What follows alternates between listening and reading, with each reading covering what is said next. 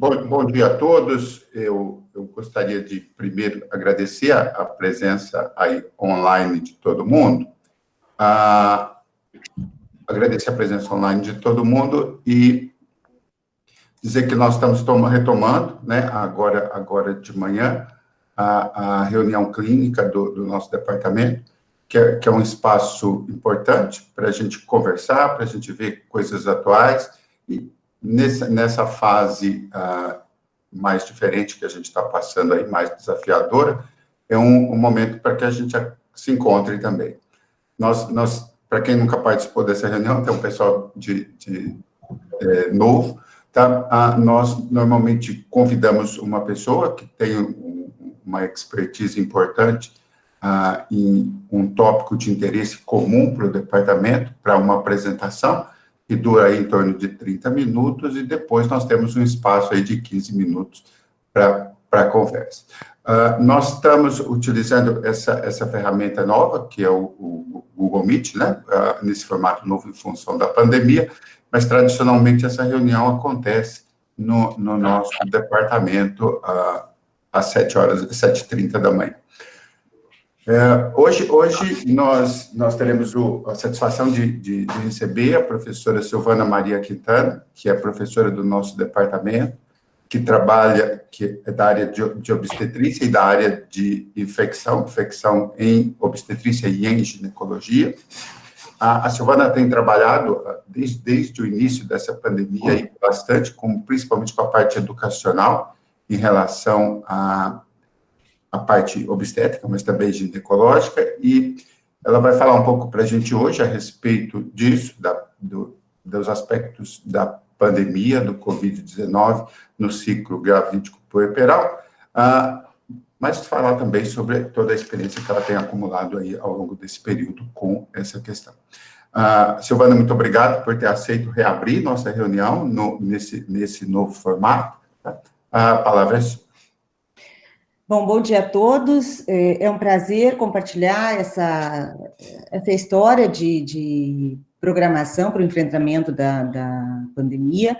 O grupo da obstetrícia ele foi bastante ativo, com muitas reuniões, e a gente imediatamente produziu um material, protocolo, eu, o professor Geraldo, o restante do grupo, e nos tornamos uma referência nesse material. Hoje a gente tem visto tanto o Ministério da Saúde, a Secretaria Estadual de Saúde, recebemos o material que a EBSERV do Rio Grande do Norte, da Federal do Rio Grande do Norte, usou o nosso material como referência para produzir os seus protocolos.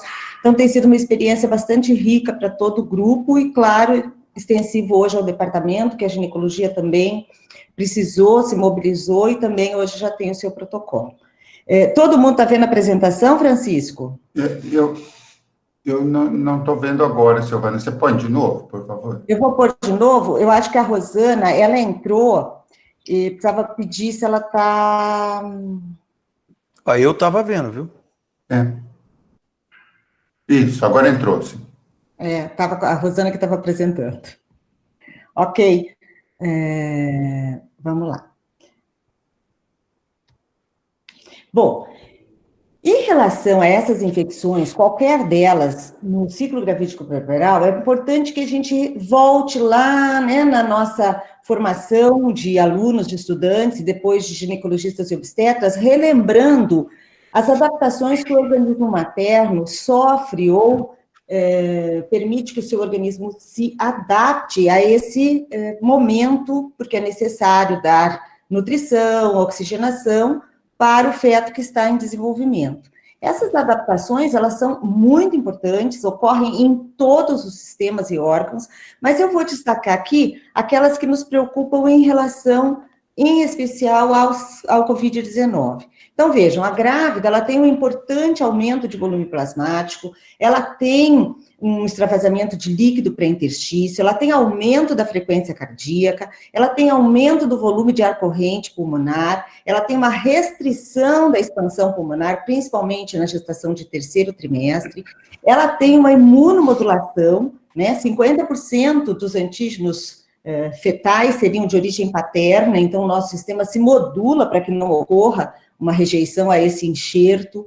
Nós temos importantes alterações hematológicas, nós temos uma anemia fisiológica, nós temos um aumento dos leucócitos. Então, todas essas mudanças, muitas vezes, fazem com que a gente tenha dificuldade de definir um quadro infeccioso, um quadro respiratório, e isso, num momento como esse, em que qualquer sintoma é valorizado, tem feito a gente ficar bastante assustado com, muitas vezes, o que se trata de uma adaptação fisiológica. E, então, vem se perguntando se a grávida, no geral, ela é mais suscetível às infecções, e a nossa resposta tem sido sim. A grávida é mais suscetível a adquirir infecções por essas mudanças que nós vemos aqui. Mas a segunda pergunta seria: a evolução dessas infecções pode ser mais grave ou mais letal na gestante? E aqui é importante que a gente não generalize, certo? Por quê? Em relação, por exemplo, à infecção pelo H1N1, a influenza, a gente observou que a evolução era mais desfavorável, tornando essas grávidas um grupo de risco para uma evolução com maior mortalidade no período do ciclo gravídico gestacional. Em relação à Covid-19, nós ainda não temos dados suficientes para dizer que a evolução seja mais grave. Mas o que a gente tem observado em termos de número, de frequência ou incidência de casos de infecção em gestante é que o número de gestantes não é diferente ou não é maior do que aquela na população geral. Entretanto, embora os dados brasileiros sejam extraoficiais, não exista uma publicação ainda, os relatos extraoficiais em discussão de grupos que nós temos para esses casos mostram que no Brasil parece ser maior o número de gestantes e puérperas que tiveram uma evolução desfavorável, inclusive com morte materna. A partir dessas observações e dessas dúvidas, o Ministério da Saúde do Brasil passou a considerar a gestante e a puérpera até 2 semanas após o parto como um grupo de risco para uma evolução mais desfavorável da Covid-19. Isso não é um consenso mundial, a própria FIGO não considera a gestante e a puérpera como um grupo de risco para uma evolução desfavorável, mas no Brasil nós temos então dito que esse grupo, durante o ciclo então gravídico puerperal, deva ser olhado ou cuidado com uma atenção especial. A outra preocupação que a gente tem em relação a essa infecção no ciclo gravídico puerperal é a transmissão vertical, porque todas as infecções maternas, elas podem se propagar ou por via transplacentária, ou passagem no canal de parto, ou amamentação, o que nós chamamos de transmissão vertical, para o feto ou recém-nascido. Então, vejam, aqui eu fiz só um apanhado em relação aos dados de morte e mortalidade materna, desfechos obstétricos e transmissão vertical, os aspectos obstétricos e perinatais da Covid-19. Observem que a maioria dos estudos até esse momento são relatos de caso ou séries de casos. Ou seja, nós não temos ainda uma grande casuística. Eu vou mostrar um estudo de revisão, que são 348 gestantes no mundo todo, englobando esses casos que eu coloco aqui.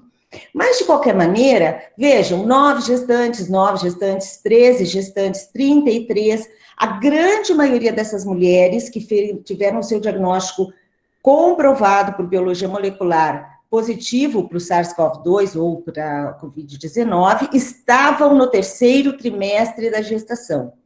Nesses casos, nós não observamos nenhuma morte materna, mas em relação ao desfecho obstétrico, nos chama atenção a elevada incidência de parto cesárea nessas mulheres e a elevada incidência de partos pré-termos, variando nessas casuísticas de 4% até quase 50% de partos pré-termos. Várias dessas mulheres necessitaram de suporte avançado de vida, necessitaram de unidade de tratamento intensivo, mas até então, pelo menos nesses estudos, todos a partir de 2020, não havia sido relatada nenhuma morte materna. Em relação aos recém-nascidos, nós vínhamos muito tranquilos porque todos os testes com biologia molecular destas crianças ao nascimento se mostravam negativos. E as taxas de fetos mortos ou de morte neonatal estavam muito mais associadas à prematuridade, que era elevada, do que propriamente a uma infecção. Mas aí nós tivemos essa publicação de 3 recém-nascidos, de 33 grávidas, dando em torno de 9% de transmissão vertical. Todas essas crianças nascidas de parto cesárea, e 3, então, delas com o teste de biologia molecular, positivo ao nascimento, tanto no SWAB de orofaringe, quanto do SWAB de outras localizações, como, por exemplo, anal. Mas nenhuma delas tinha, então, um quadro que teve evolução para óbito. Elas tiveram um quadro pulmonar, precisaram de UTI, mas todas sobreviveram. Esses 3 casos trouxeram um certo desconforto para todos que trabalham com isso e um medo de que realmente a gente passasse, com o aumento de número de gestantes infectadas, a ter um maior número de casos de transmissão vertical para essa infecção. E um trabalho no Peru, na América Latina, é o único que nós temos, onde o SWAB de orofaringe dos recém-nascidos, né, todos eles também a termo, é um relato de caso, é um recém-nascido, que também foi positivo para o SARS-CoV. Então, é isso que nós temos até esse momento. Se é possível a transmissão vertical, ela é de baixa eficácia, mas a gente já não pode dizer que não exista ou não ocorra. E aqui eu quero chamar a atenção do último estudo, é um estudo com 33, é uma revisão sistemática, 33 estudos com 385 gestantes, onde ele mostra 4 casos de transmissão vertical, que são os que eu já mostrei previamente para vocês. Ele mostra que 17 gestantes precisaram de UTI, 3,6% um quadro severo, 0,8% um quadro crítico, que fica dentro da faixa de severidade dos casos que a gente observa na população geral. Vejam, 70% das pacientes foram submetidas a cesárea. Essa cesárea, em geral, é por um quadro de sofrimento fetal agudo, e nessa revisão há a descrição de um óbito materno, tá? Essa revisão de 33 estudos não inclui um estudo iraniano, eu não sei o motivo, mas ele teve, esses autores iranianos descreveram 2 óbitos maternos. Então, isso é o que nós temos hoje em relação os aspectos obstétricos e perinatais da Covid-19. Diante de todas essas publicações e orientações, foi muito importante que a gente, como serviço, e nós propusemos essa para outros serviços, ajudamos na prestação de outros serviços, para que tenha o treinamento da equipe, melhorando ou mantendo a qualidade da assistência obstétrica neonatal, e também, sem esquecer nunca, a proteção da equipe de saúde. Nós vivemos um momento de grande medo pela equipe, nós vivemos um momento de preocupação, tanto consigo quanto com seus familiares, e é muito importante que em todos os momentos a gente tenha nos nossos treinamentos o olhar para a equipe de saúde que está na linha de frente desse atendimento. Para isso, importante planejar, elaborar protocolos. Esses protocolos, eles vão minimizar danos, eles garantem segurança para paciente, para a equipe, e fundamental, o nosso compromisso com a preservação de direitos, especificamente direitos da humanização da assistência.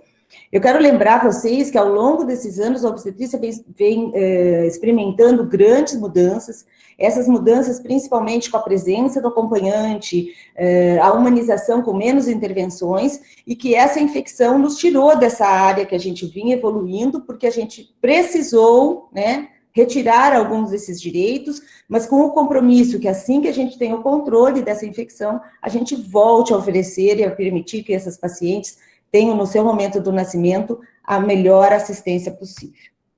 Bom, em relação à assistência obstétrica, a gente tem vivido um questionamento constante dos colegas em relação ao que eles devem fazer e como devem fazer. E a gente tem advogado que é muito importante, qualquer dos locais que ele faça o seu atendimento, clínica, consultório, ambulatório, unidade de saúde, hospital, que todos esses serviços adotem medidas para minimizar risco de exposição, tanto da gestante quanto dos profissionais de saúde. Então, vejam, as gestantes, sejam elas de alto ou de baixo risco, elas precisam ter uma organização do horário de consultas e realização de exames, e o objetivo disso é que não fique um grande número de pacientes esperando numa sala fechada de espera, espaçando essas consultas quando possível, mas nunca perdendo a segurança da avaliação contínua durante o pré-natal.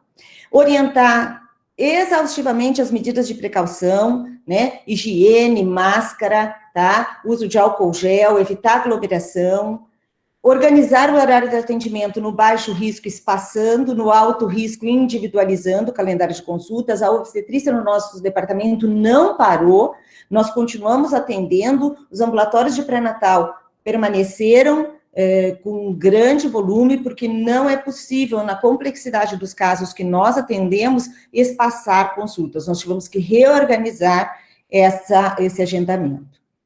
Toda a gestante, e se ela vier com um acompanhante, o seu acompanhante, eles devem ser triados antes da chegada, na entrada da unidade de saúde.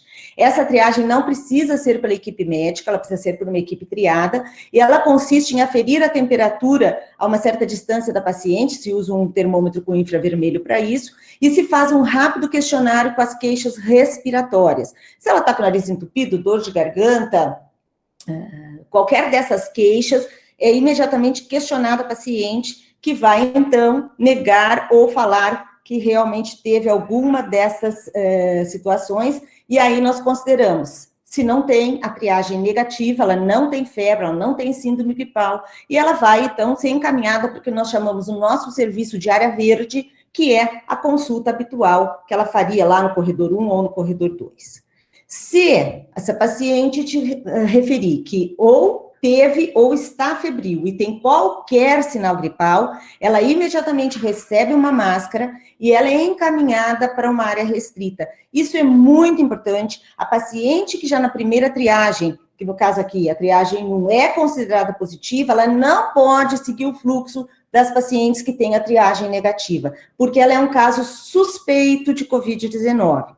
Sendo um caso suspeito, agora ela passa por uma segunda triagem numa área restrita, que é realizada pela equipe médica. E aqui, gente, eu chamo a atenção que essa equipe médica tem que estar adequadamente protegida, utilizando os equipamentos de proteção individual, que no caso dessa área, que no nosso serviço chama área amarela, ele vai estar usando gorro, máscara, N95, ele vai estar usando óculos e, preferencialmente, o capote, um avental, para fazer essa avaliação da paciente. Nesse local, ela mede de novo a temperatura, especificamos melhor as queixas respiratórias, é contada a frequência respiratória, colocado o pulso oxímetro para avaliar a saturação de O2, e com isso nós já estamos fazendo o que nós chamamos de avaliar sinais de gravidade. O que são esses sinais de gravidade?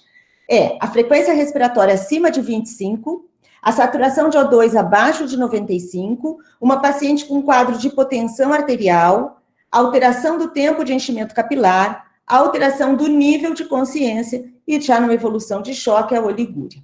Então, a avaliar a segunda triagem, nós já temos que fazer uma avaliação mais adequada, no sentido de procurar os sinais de gravidade. Se essa paciente não tem sinais de gravidade, nós continuamos considerando ela como um caso suspeito, mas nós vamos mantê-la com um isolamento domiciliar. Se essa paciente tem sinais de gravidade presentes, ela vai, então, ser internada no nosso serviço. Esse é o nosso fluxo básico, é o que nós temos orientado e preconizado para que todos os serviços se organizem, claro que dependente da sua realidade. O HC fez um esquema, a Mater, com a professora Elaine, fez um esquema um pouco diferente com divisórias de Eucatex, mas todos os serviços precisam estar organizados com isso. O Sinhá Junqueira, eu conversei com o Ferriani, também separou as suas áreas e assim por diante, tá? Bom, se eu estou diante daquela gestante área verde, né, assintomática, não tem febre, não tem sintoma respiratório, é fundamental nós mantermos o acompanhamento pré-natal. Nós tivemos muito problema na rede, não só em Ribeirão, mas na Secretaria Estadual de Saúde como um todo no estado de São Paulo, porque vários colegas que realizavam o pré-natal, os médicos, eles se afastaram ou por idade ou por serem grupos de risco. Algumas unidades fecharam e essas pacientes ficaram abandonadas. Eu quero chamar a atenção que isso é perigoso, porque nós podemos ter muito mais mortes maternas associadas às intercorrências de um pré-natal inadequado do que propriamente ao Covid-19. Então, manter o acompanhamento pré-natal é fundamental, com a organização das consultas, controle do horário de atendimento, evitando aglomeração, e quero lembrar a todos que a grávida precisa ser vacinada para H1N1, certo? Por quê? Porque o quadro clínico inicial pode ser muito semelhante nas duas infecções. E para H1N1 nós já temos a vacina. Então, é muito importante que os obstetras, os ginecologistas, os profissionais de saúde que prestam assistência pré-natal, estejam atentos ao calendário vacinal, especificamente da H1N1, por causa da pandemia Covid. Orientar as medidas de precaução. Eu falo que se aqui tem uma coisa que a gente pode ser eficaz, é fazendo a conscientização da nossa população sobre essas medidas de higiene das mãos, evitar aglomerações, contato com pessoas doentes, evitando levar as mãos, a boca, nariz e olhos, e hoje a gente tem preconizado a máscara de tecido para todos os pacientes, as pacientes, principalmente as gestantes aqui. Todas as gestantes têm que estar orientadas sobre os sintomas de Covid, o que ela tem que prestar atenção, tá? E outra coisa que é muito importante é a paciente saber onde ela vai se ela tiver um quadro que é necessária avaliação médica. Onde ela vai e quando ela procura esse serviço. Até qual momento ela pode ficar em casa. Então, tudo isso é importante no pré-natal. Uma coisa que os colegas têm perguntado muito eu tenho uma paciente que é gestante, uma gestante que é médica. O que eu faço? Então, existe uma lei no Brasil que profissionais de saúde, tá? Ou com atividade em local de trabalho insalubre, e existe uma listagem disso, o hospital é um local insalubre. A Lei 13.287 de 2016, ela proíbe esse trabalho para gestantes e lactantes, mesmo sem atestado. Basta ela procurar o médico do trabalho do local, que ela faz parte, o hospital ou a clínica, e imediatamente ela vai ser afastada. Ela não precisa ir para casa, ela pode fazer uma função administrativa, mas ela não pode ter contato com o paciente. Isso já vinha acontecendo no nosso hospital, muito antes do Covid, e é lei federal, e, portanto, ela deve ser obedecida. Mas se vocês têm uma gestante que não é profissional de saúde, por exemplo, ela é balconista da farmácia, ela atende um grande número de públicos, a recomendação que nós temos feito é que o profissional de saúde que faz assistência pré-natal oriente ao patrão a troca da função, certo? Ou trabalho em casa, ou a troca da função, fazendo uma função, então, administrativa, longe do contato com um grande número de pessoas. Essa tem sido a orientação, tanto nossa aqui no hospital, quanto da nossa sociedade, que é a SOGESP, nós fizemos até um documento para orientar os nossos colegas. Bom, e se a gestante é sintomática? Ou seja, agora, ou ela é febril, ou ela tem sintomas respiratórios, mas ela não tem aqueles sinais de gravidade. A frequência respiratória é normal, ela está saturando bem, ela não está hipotência. Então, ela tem sintomas de síndrome gripal ou febre, mas não tem quadro grave. Essa gestante tem que usar uma máscara, e aqui a orientação tem sido a máscara cirúrgica. Ela, sem sinais de gravidade, pode ser mantida em casa, mas ela tem que estar muito bem orientada sobre esses sintomas de gravidade se vierem a aparecer. Então, falta de ar, dor ao respirar, queda do estado geral, febre que fica recorrente ou com dificuldade de ceder aos antitérmicos. Esses casos são sinais de gravidade. E nessa situação, ela tem que voltar ao hospital. Então, ela precisa saber exatamente qual o local e quais os sintomas que devem levá-la de volta à unidade de saúde. Nesses casos que têm sintomas, se for disponível, nós temos recomendado o teste de diagnóstico molecular para o Covid-19.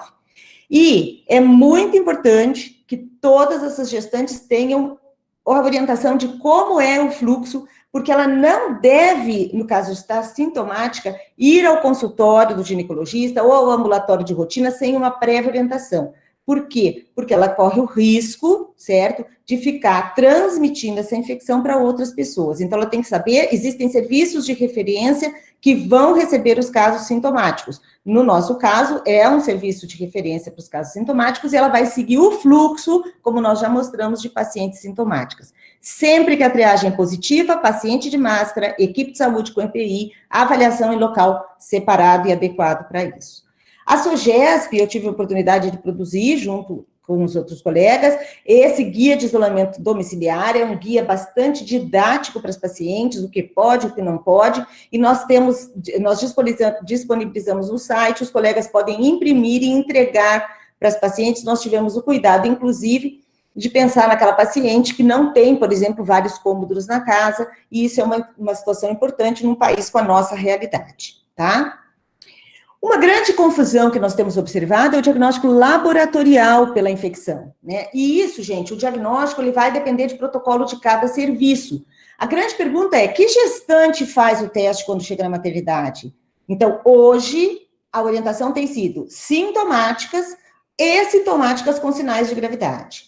E aí, qual o teste a ser solicitado? É o PCR ou é a sorologia? Então, essas dúvidas, elas são bastante pertinentes. Esse estudo é um estudo publicado no New England, do grupo da Columbia University, Nova York, em que eles testaram 215 gestantes, tá? Sintomáticas e assintomáticas.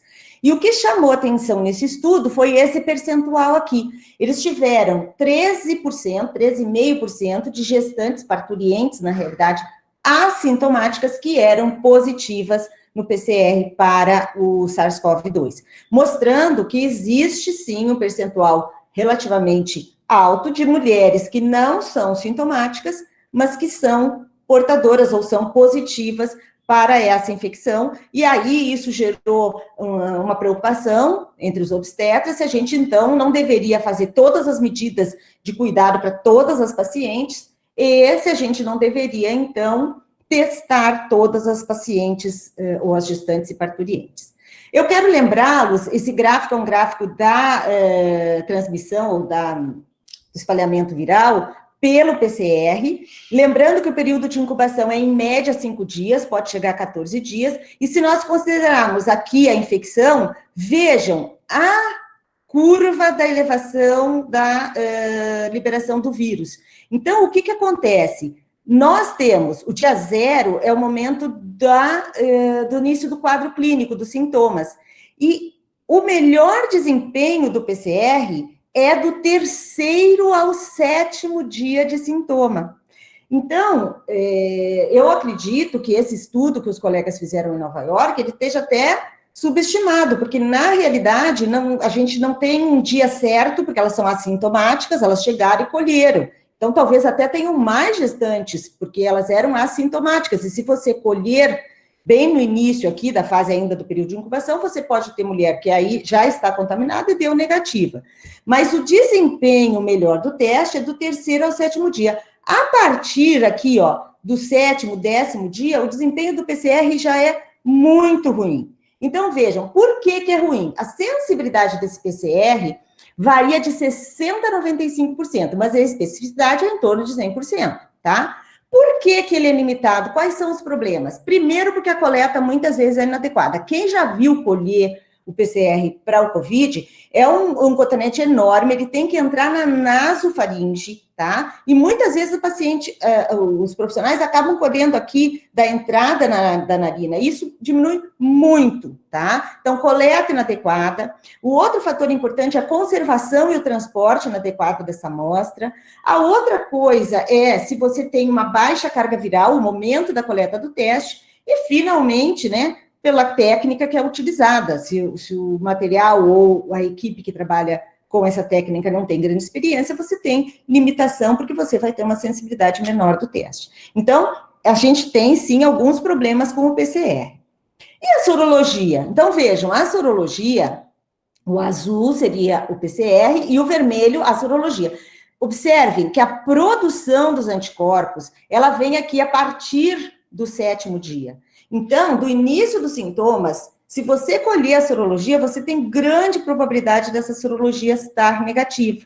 É importante, o melhor desempenho do teste, ele passa a ser a partir do 7º dia, certo? E isso nos dá um quadro de interpretação observando uma sensibilidade de IgM de 87% e de IgG de 79%. Se você tem os dois testes negativos, ou ele não teve contato, ou ele ainda não está no 7º dia da sintomatologia. Se você tem o G negativo e o M positivo, provavelmente uma infecção recente. Se você tem os dois positivos, você já está naquela fase que a infecção ainda é recente, mas que já começou com a proteção de anticorpo protetor, que é o G. E, finalmente, se o G é positivo e negativo, a gente acredita que esse indivíduo já teve uma evolução, né? Com a produção de anticorpos que talvez sejam realmente protetores, é uma dúvida que hoje a gente tem. Juntando as duas coisas, PCR e sorologia. Vejam, do 1º ao 7º dia, a gente pede PCR, porque a sensibilidade varia no que eu falei, eu coloquei aqui o mais baixo, esse estudo é um estudo do ZAL, publicado também agora em março, 28 de março, que mostra que é em torno de 67%. E, se for do 8º ao 14º dia, a gente faz, então, o melhor teste para o desempenho é a sorologia, que pode ter até 90% de sensibilidade. Isso é importante porque forma de coleta, o material para coleta e o dia da coleta são fundamentais para a gente saber realmente a sensibilidade e a especificidade do diagnóstico que nós estamos dando.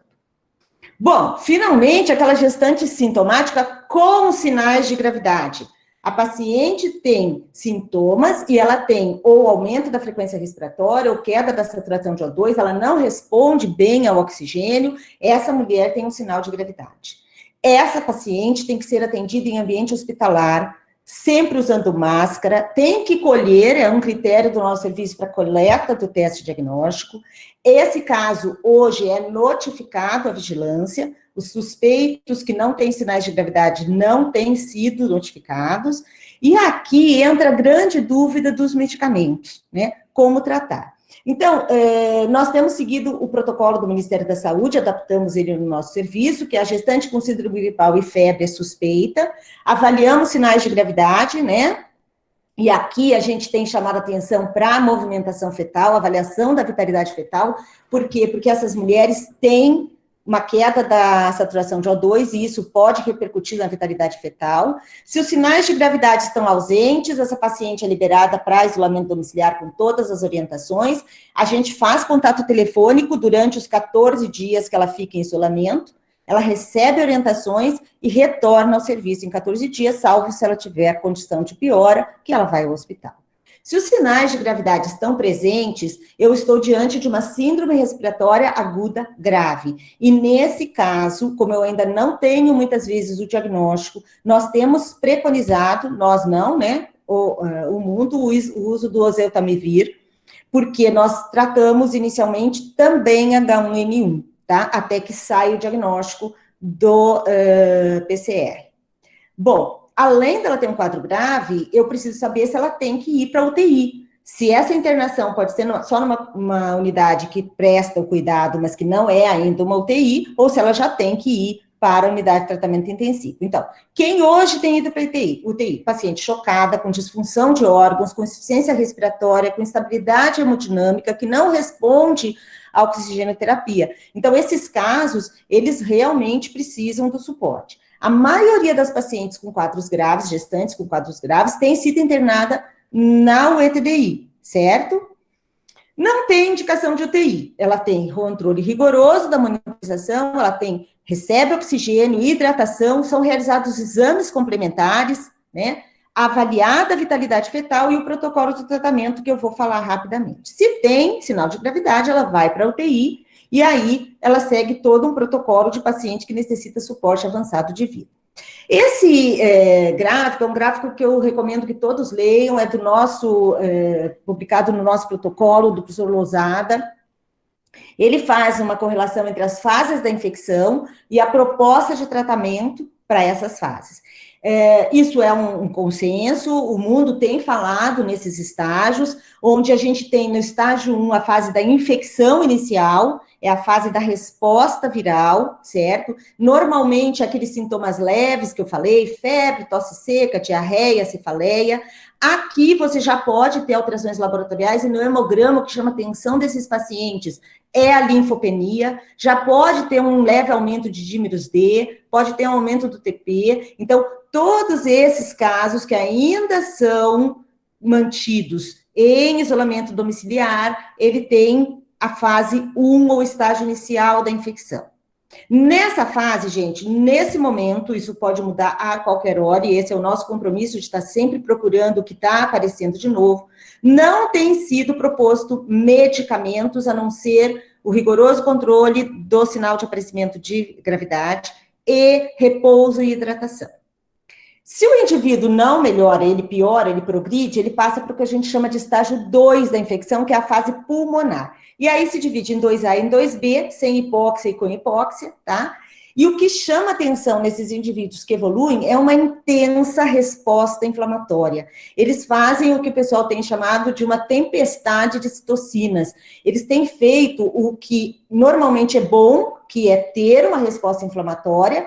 Alguns indivíduos, que a gente ainda não sabe bem porquê, eles fazem isso de uma forma exagerada, exacerbada, e isso, ao invés de ser bom, é muito ruim.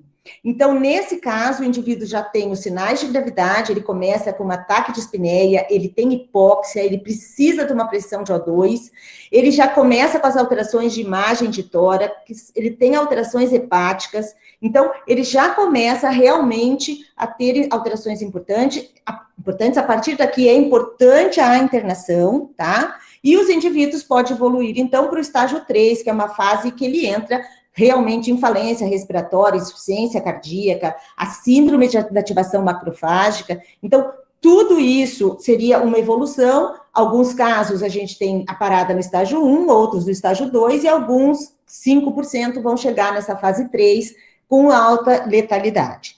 O que é a proposta do nosso tratamento aqui no serviço? Se o nosso paciente estiver na fase 1, nós não vamos entrar com medicação. Isso é uma coisa que o professor Geraldo tem questionado muito, né? O grupo da Infecto, o grupo da Imuno, se a gente já não deveria fazer alguma intervenção medicamentosa para essas mulheres na fase 1, a resposta até esse momento é não. A partir da fase 2, eles têm recomendado os antimaláricos, que é a hidroxicloroquina ou difosfato de cloroquina. A dose da hidroxicloroquina é 400 miligramas ao dia, depende do peso, da função renal, mas em média 400 miligramas ao dia. E da da difosfato de cloroquina é 250 de 12 em 12 horas. E já tem se preconizado o uso da heparina, que também depende do peso, mas a gente tem usado em torno de 5 milhões de 8 em 8 horas, tá? Já na estágio 3, nós não tivemos nenhuma gestante com essa fase, eu não tenho experiência com essa fase, acho que nenhum de nós. Nós temos, então, antimaláricos, mantém a hidroxicloroquina ou o difosfato de cloroquina, mantém a heparina, e a proposta do grupo Ribeirão Preto tem sido iniciar os inibidores, que são o tocilizumab, imunoglobulina G humana. Então, essa tem sido a proposta de tratamento. Nós, nesse momento, só chegamos ao tratamento das gestantes e puérperas na fase 2, tá? No estágio pulmonar, usando antimaláricos e heparina. Bom, e finalizando, se a nossa paciente agora, ela não é mais só gestante, ela é uma parturiente, ela está em trabalho de parto, nós mantemos a máscara, a equipe mantém EPI durante todo o atendimento, é muito importante a comunicação entre as equipes, estamos atendendo uma paciente com suspeita de Covid, certo? E a via de parto não muda, a indicação permanece sendo obstétrica. A gente tem recebido muitos colegas, telefonemas de muitos colegas dizendo o seguinte: olha, mas ela está com 38 semanas, é completamente assintomática, não teve nenhum contato específico, será que não é melhor fazer a cesárea, porque se ela desenvolver Covid? Então, não, isso não existe, tá? O que a gente tem que fazer é orientação de precaução, não é fazer a cesárea para não deixar ela pegar Covid, isso não existe, tá?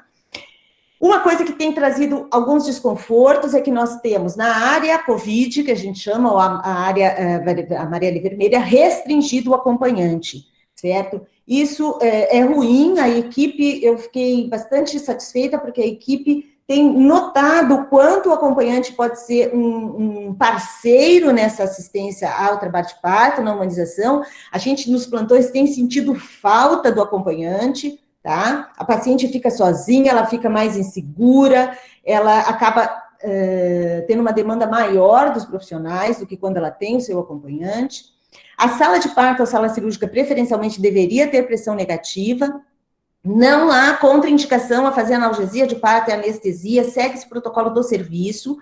E a literatura tem falado que no momento em que você tem risco de aerosolização, tá, de formação de aerosóis, como, por exemplo, o esforço materno expulsivo, a gente fala, essa paciente está de máscara, mas quem faz o parto sabe disso, na hora do expulsivo, muitas vezes a paciente, ela grita, a máscara cai, e é muito comum a emissão de gotículas, muito mais do que aerosóis no expulsivo.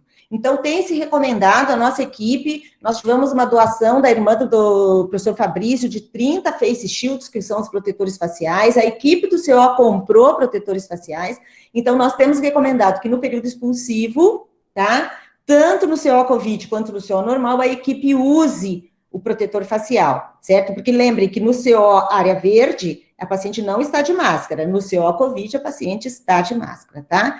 No CO Covid, se usa o face shield em cima da máscara N95. E no CO normal, nós usamos o face shield em cima da máscara cirúrgica. O que é importante durante essa assistência ao parto? Claro, a monitorização dos sinais maternos, né? E a monitorização da frequência cardíaca. A literatura tem mostrado maior taxa de sofrimento fetal agudo nessas mulheres, tá? Se a paciente está num quadro que ela evolui com dispneia, uma dificuldade respiratória, talvez seja necessário aqui abreviar o expulsivo, né? Que normalmente a gente hoje tem indicado apenas para os casos de sofrimento, exaustão materna. Aqui a gente pode ser um pouco mais invasivo no manejo. Em relação à cesárea, a indicação se mantém como obstétrica, seja ela materna ou fetal, e que é importante, ao ter um paciente mais grave, é que a gente esteja já direcionado para fazer, às vezes, uma cesárea fora do local habitual, do nosso local, que é o centro obstétrico ou centro cirúrgico. O que nós não temos evidência científica ainda? É importante definir um protocolo no serviço e discutir com a parturiente, mas eu não tenho nenhum estudo para dizer que isso é o melhor. A clampagem precoce ou oportuna do cordão, o Ministério da Saúde vem batendo na oportuna, pelo menos 1 minuto. O nosso serviço tem preconizado a clampagem precoce do cordão. E a gente não tem recomendado o contato pele a pele. Então, são perdas que nós temos, que eu acredito que sejam momentâneas, e que assim que essa pandemia estiver controlada, a gente tem o compromisso de retorno a essas medidas que são claramente benéficas, tá? E, finalmente, no pós-parto, a puérpera ela é mantida num quarto separado, sempre mantendo a máscara e as orientações de precaução de contato, higiene das mãos.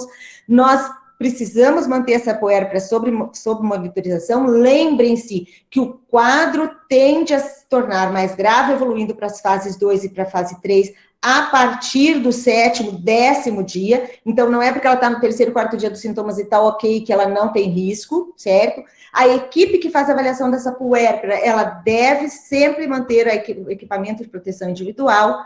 Essa puérpera é mantida com restrição de visitas e não permitimos o acompanhante, mas o recém-nascido fica com a mãe nesse quarto isolado, tá? O berço distante, aqui tem uma briga, 1, 2 metros. O importante é que ele tenha uma distância da mãe, que exista uma equipe disponível para ajudar, porque a gente vai liberar a amamentação, certo? Se a puérpera estiver em bom estado geral, sem sinais de gravidade, a amamentação é liberada, claro, dependendo do desejo materno, da condição clínica materna e da capacidade de compreensão do risco de contaminação.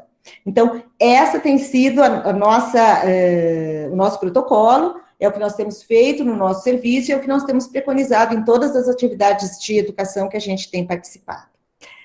Eu agradeço a oportunidade de falar para vocês, e se eu tiver alguém com alguma dúvida que eu saiba responder, eu estou à disposição.